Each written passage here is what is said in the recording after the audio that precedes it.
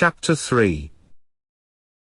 Wei Yuan's Blueprint, Using Barbarians Against Barbarians, Learning Their Techniques. In navigating the treacherous passage of assaults by the Western European nations with their superior technology and the new ambitions of both Russia and Japan, China was well served by its cultural cohesion and the extraordinary skill of its diplomats, all the more remarkable in the face of the general obtuseness of the imperial court. By the middle of the 19th century, only a few members of the Chinese elite had begun to understand that China no longer lived in a system marked by its predominance and that China had to learn the grammar of a system of competing power blocks. One such official was Wei Yuan, 1794 to 1856, a mid-ranking Confucian mandarin, an associate of Lin Zexu, the Guangzhou governor whose crackdown on the opium trade had triggered British intervention and eventually forced him into exile. While loyal to the Qing dynasty, Wei Yuan was deeply concerned about its complacency. He wrote a pioneering study of foreign geography using materials collected and translated from foreign traders and missionaries. Its purpose was to encourage China to set its sights beyond the tributary countries on its immediate borders.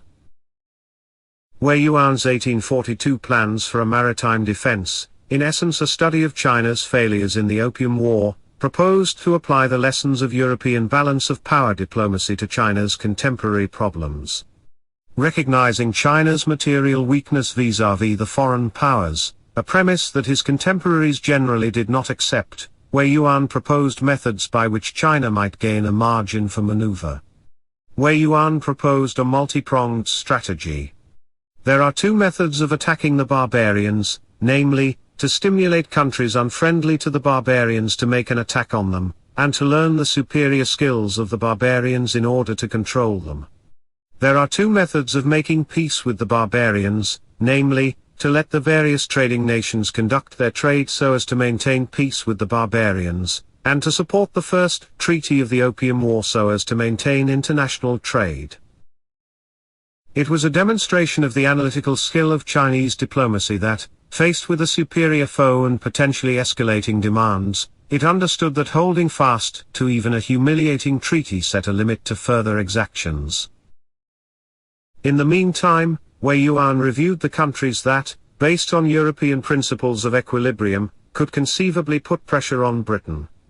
Citing ancient precedents in which the Han, Tang, and early Qing dynasties had managed the ambitions of aggressive tribes, Wei Yuan surveyed the globe, reviewing the enemy countries of which the British barbarians are afraid.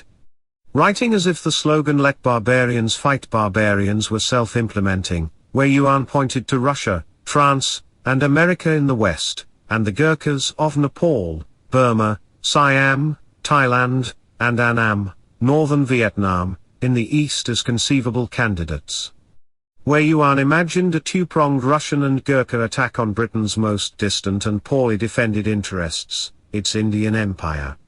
Stimulating long-running French and American animosities toward Britain, causing them to attack Britain by sea, was another weapon in Wei Yuan's analysis.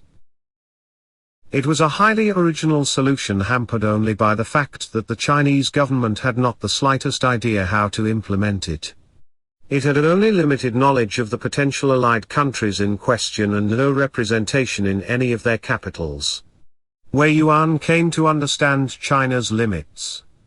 In an age of global politics, he asserted, the issue was not that the outer barbarians cannot be used, rather, we need personnel who are capable of making arrangements with them and who knew their locations, and their interrelations of friendship or enmity. Having failed to stop the British advance, Wei Yuan continued, Beijing needed to weaken London's relative position in the world and in China. He came up with another original idea, to invite other barbarians into China, and to set up a contest between their greed and Britain's, so that China could emerge as the balancer in effect over the division of its own substance. Wei Yuan continued. Today the British barbarians not only have occupied Hormong and accumulated a great deal of wealth as well as a proud face among the other barbarians, but also have opened the ports and cut down the various charges, so as to grant favor to other barbarians. Rather than let the British barbarians be good to them in order to enlarge their following, would it not be better for us ourselves to be good to them, in order to get them under control like fingers on the arm? In other words, China should offer concessions to all rapacious nations rather than let Britain exact them and benefit itself by offering to share the spoils with other countries. The mechanism for achieving this objective was the most favored nation principle, that any privilege granted one power should be automatically extended to all others. Time is not neutral. The benefit of Wei Yuan's subtle maneuvers would have to be measured by China's ability to arm itself using the superior techniques of the barbarians.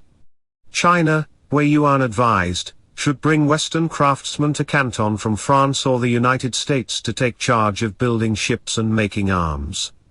Wei Yuan summed up the new strategy with the proposition that before the peace settlement, it behooves us to use barbarians against barbarians. After the settlement, it is proper for us to learn their superior techniques in order to control them. Though initially dismissive of calls for technological modernization, the Celestial Court did adopt the strategy of adhering to the letter of the Opium War treaties in order to establish a ceiling on Western demands. It would, a leading official later wrote, act according to the treaties and not allow the foreigners to go even slightly beyond them. Thus Chinese officials should be sincere and amicable but quietly try to keep them in line.